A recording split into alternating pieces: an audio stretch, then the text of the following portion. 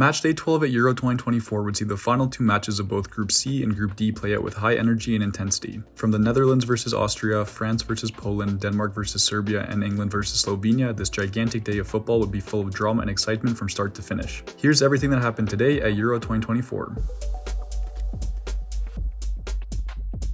The first match of the day would see the Netherlands take on Austria in Berlin. Austria would make no mistake with their first chance of the match, scoring the opener in the 6th minute of this game. The top scorer at this tournament would add another to his tally, as an own goal off the foot of Daniel Malen would give Austria an early 1-0 lead. Austria would continue to control possession in the first half, as the Dutch side were visibly shaken after their poor start. Marco Arnautovic would come ever so close to doubling the Austrian lead in the 38th minute, but the Dutch goalkeeper would stand his ground, keeping the Austrian lead to a single goal. The two sides entered halftime with Austria on top, with the Netherlands needing to score to avoid a third-place finish in their group. That's exactly what they would do, finding their equalizing goal in the 47th minute. After a great counter-attack play from Xabi Simons, it would be Cody Gakpo who slammed home his shot into the right side of the goal, bringing the game level at 1-1. The Dutch momentum would only last 12 minutes, as Romano Schmidt would head home his shot after a beautiful cross from Florian Grillitsch, giving Austria a vital 2-1 lead in the 59th minute. The Netherlands would get a saving grace in the 78th minute after some poor Austrian defense would allow Memphis Depay to slam home his volley into the top right corner, bringing the game level at 2-2. The Austrians would get another goal in the 80th minute after a perfect pass from Christoph Baumgartner found Marcel Sabitzer in the Dutch penalty area, who would slam it into the top of the net, giving Austria a commanding 3-2 lead.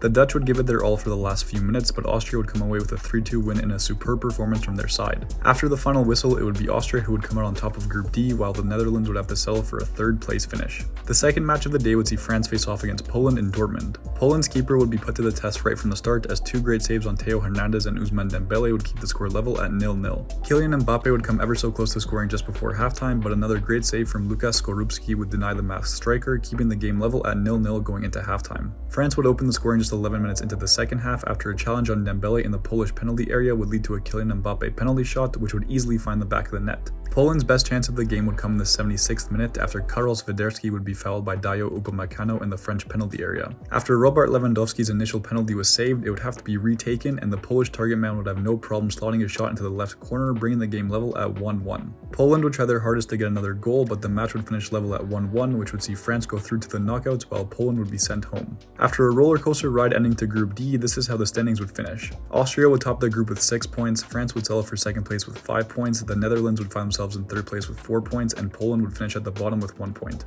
Austria will face off against the runner-up in Group F in 1 week's time, while France will face the runner-up of Group E in 6 days, and the Netherlands will have their fate decided for them after tomorrow's matches. The third match of the day would see Denmark battle against Serbia in Munich. The first half would be a deadlock between two sides who couldn't afford to lose, with Denmark having 60% possession and just 2 shots on target. For a side facing elimination, Serbia were not creating any real chances to get their first goal of the game, as the game would head into halftime level at 0-0. Serbia would come ever so close to getting the opening goal of this match, but Luka Jovic would time his run too late and his goal would be called off for offside. Serbia were trying everything they could to try and find a goal in the final 20 minutes, but the Danish defense stood too strong, as the match would end 0-0 after 90 minutes. After a grueling match for both sides, Denmark would qualify for the knockout rounds after finishing in second place, while Serbia would be sent home after finishing last in Group C. The final match of the day would see England go up against Slovenia in Cologne. England would get the first chance of the match in the 21st minute, but Saka's tap-in goal would be ruled off due to offside. England's pathetic display of football at this tournament would continue in this match, as they controlled 70% possession but only managed 2 shots on target in a very lackluster first half. With the match heading into halftime at 0-0, both sides would need a big second half to redeem themselves in this game.